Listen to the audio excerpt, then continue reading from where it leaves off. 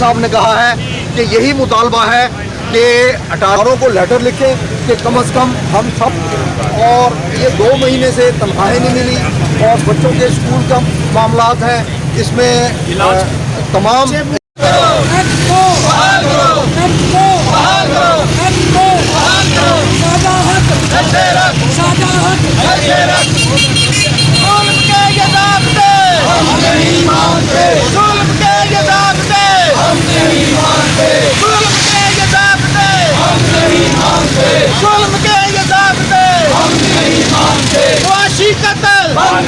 मुआशी कत्ल बंद करो, बहरानों का कत्ल बंद करो, बाप का कत्ल बंद करो, बच्चों का कत्ल बंद करो, माओ का कत्ल बंद करो। जुल्म के ये ज़ाब्ते हम नहीं मानते, जुल्म के ये ज़ाब्ते हम नहीं मानते।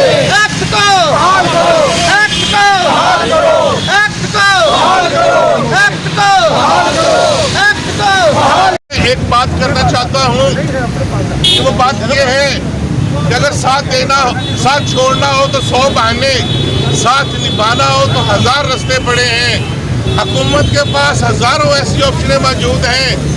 ये देखें कि अटॉर्नी जनरल ऑफ पाकिस्तान जो हमारा केस रिव्यू का लेके जा रहा है, अगर वो डिपार्टमेंट्स को एक लेटर लिख दे कि ये लोगों के ऊपर पता चले चला थोड़ी लगा का इतलाक नहीं होता, ये लोग आर्डिनेंस के तहत बहाल हुए थे और आर्डिनेंस को कहीं भी चैलेंज नहीं किया गया, ना आर्डिनेंस का बिल बन के असेंबली में किया।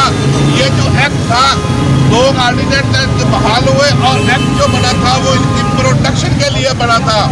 लेकिन इस जजमेंट का जो अदारों ने और जो हुकूमत में बैठे लोगों ने उसने गलत इंटरप्रिटेशन की है। जजमेंट में ऐसा कोई नहीं लिखा गया कि इनको नौकरियों से निकाला जाए या टर्मिनेशन किया जाए। उसकी वर्डिंग ये है कि सब दोस्तों को उनकी प्रीवियस पोजीशन पे रखा जाए। तो प्रीवियस पोजीशन हमारी क्या बनती है कि हम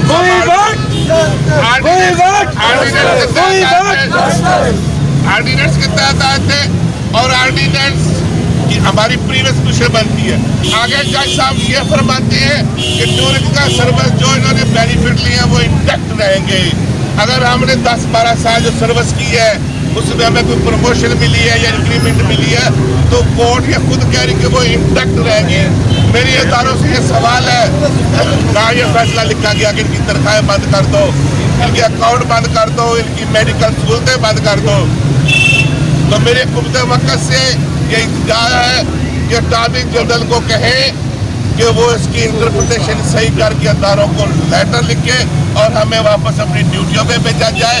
तो जहाँ तक एक्ट की बात है तो एक्ट के रिव्यू में चला जाएगा, एक्ट का फैसला बाद में हो जाएगा, लेकिन फौरी तौर पे अटॉर्नी जनरल से हम ये मुतालबा करते हैं, अगर हुकूमत हमारे साथ खड़ी है, सच्चे दिल से खड़ी है, तो फिर सबसे पहले ये करे कि अदारों को लेटर लिखे कि इसकी इम्प्लीमेंटेशन जो है वो इन लोगों पे लागू नहीं होती। ये हमारा मुतालबा है। बात करते थे और ये हमारे वोटरों की ताकत से आए हैं। और आइन में लिखा गया है कि जो पार्लियामेंट ये सुप्रीम होगी। जब ये जनरल बाजवा साहब का मामला आया, सुप्रीम कोर्ट का ये फुल बेंच बैठा था जस्टिस खोसा की सरबराही में, और उन्होंने ये फैसला दिया था उस वक्त कि जनाब ये इसको अब पार्लियामेंट को रेफर कर दिया था ताकि ये सुप्रीम है और इसको आप अपना कानून बना के भेजें।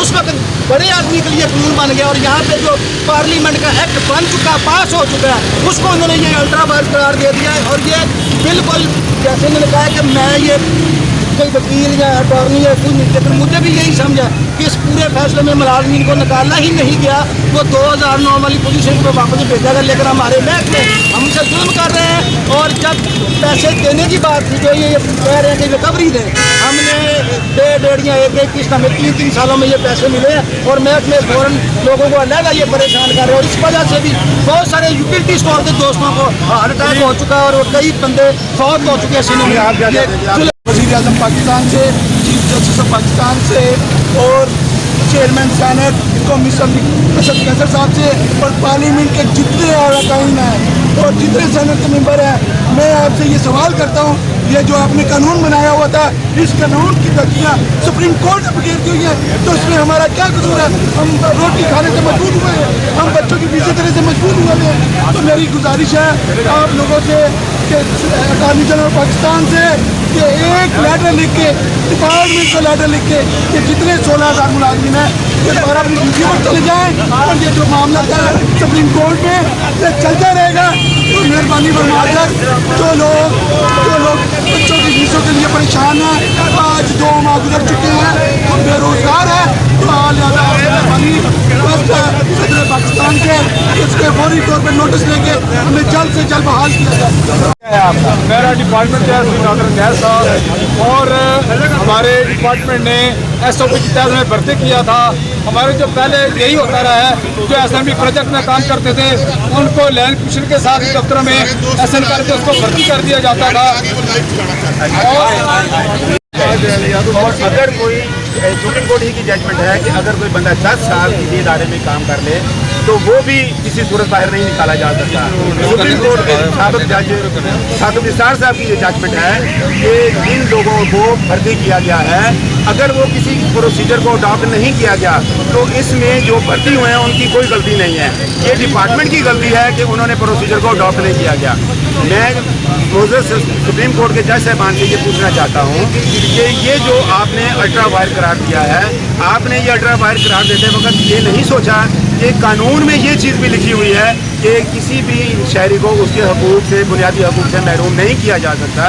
तो खुदारा आपने अगर ये गलत करार कर दिया है, काम हमें सड़कों पर ला दिया है, हमारे बच्चों की तालीम, उनकी मेडिसन, उनकी मेडिकल फैसिलिटी और तनख्वाहें, सैलरियाँ और सब कुछ बंद कर दिया है और हम फाकों पर आ गए हैं, तो खुदारा इसको रिव्यू में जाएं और इसको बहाल करें ताकि